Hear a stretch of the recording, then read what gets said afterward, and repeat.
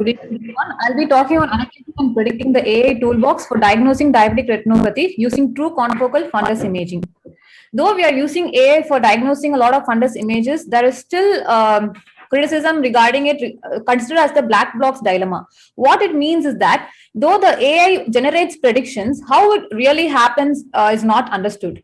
So in our paper, we are trying to bring about that explanation. We are using true color confocal images which have not been used in literature before, and we are not just diagnosing the images, but we are even highlighting the intricate details and signs such as microaneurysm, hard exudates, dot blot hemorrhages, neovascularization, and everything regarding diabetic retinopathy.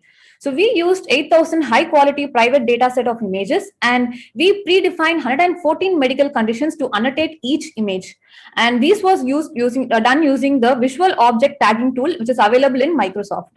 And we used the customized you only look once version 5 algorithm, and this tool was allowing us to locate and draw customized anchor box over the areas within the fundus images. So this is how we annotated each image. So for a normal image, we annotated the normal disc first, and then the normal vessels, and followed by the normal macula, and then and only then did we do the normal fundus. Following which, for diabetic retinopathy, each and every finding was annotated from microaneurysms, dot blot hemorrhages, splinter hemorrhages, flame-shaped hemorrhages, clinically significant macular edema, hard exudates, neovascularization, laser spots. So the end image was something like this. We did not just put a diagnosis over this saying severe NPDR. We actually marked each and every diagnosis from tortuous vessels to even artifacts were marked in the image. So once the annotation was done, the dataset was sent through Sandston AI toolbox, and the prediction was done. Following which, a human validation was done whether to identify the images were correct or incorrect. So we used 8,000 images, of which 6,600 was used for training, and test images were 1,400. And the AI tool was evaluated with mean average precision and the inversion over unit thresholds.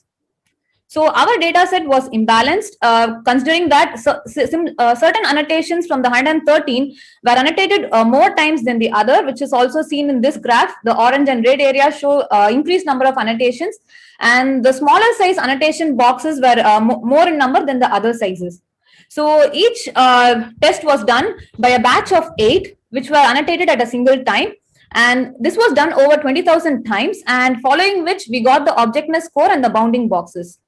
So the inversion over unit generalization was almost similar in the starting of the test and the end of the test, but the objectness loss and the classification loss had reduced significantly by the time we started the study and by the time we ended the study.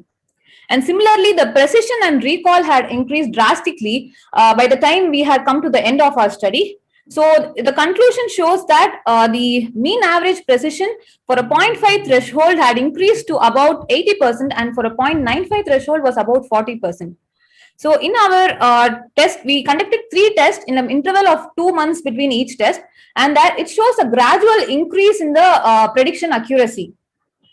So this is how the prediction was seen. So once we feed the image into the AI toolbox, it provides us with not just the diagnosis, but even the dot blot hemorrhage, whether it's a normal macula, normal vessels, similarly for a moderate NPDR. And similarly, even for PDRs, we can see that it has highlighted the fibrovascular bands, the NVDs, and it also gives us the objectness score.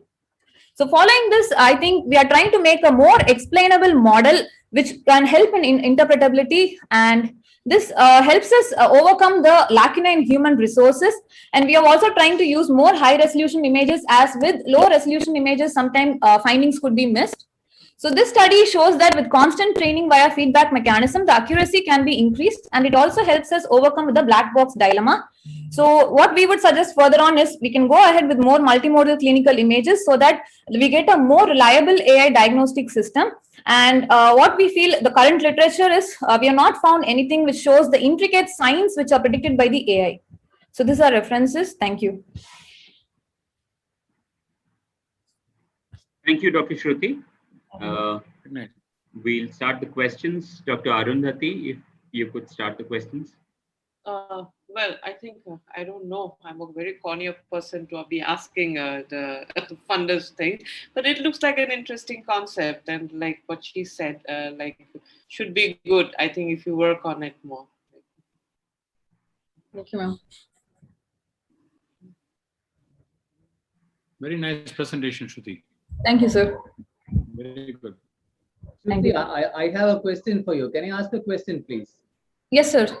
Shruti, will Yes, it please. work? You had trained them on about 80% of your images.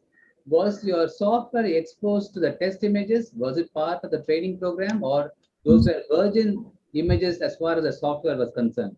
Those were virgin images, sir. Wonderful, wonderful, wonderful. Thanks, Shruti. Thank you. Thank you, sir.